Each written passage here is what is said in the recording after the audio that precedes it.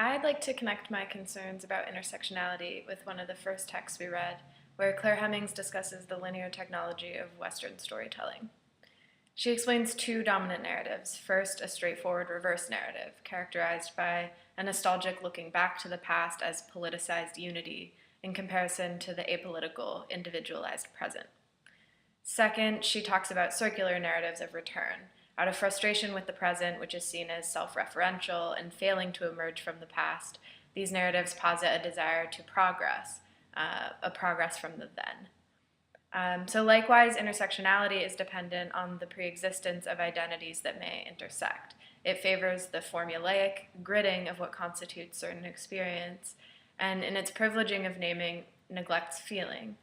It seems to me, in the vein of Hemming's critique, to fit conveniently into a Western discourse of empirical security, segregation, etc.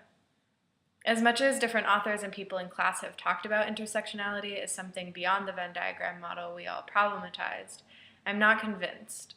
I think the term itself connotes the inherent valuing of boxing off, of divisions and compartments, and only then their subsequent intersections. As I've thought this through over the course, and as I recognize the importance of the legitimacy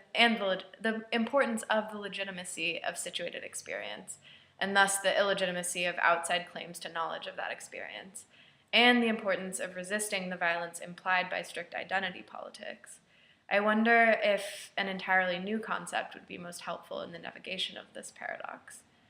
Hemmings importantly resists a turn toward a historical embodiment, which I see as a potential threat of rejecting altogether the naming that intersectionality depends on. But how might we imagine intersections without the preexistence of bounded, untainted identity compartments implicit in the very possibility of intersection?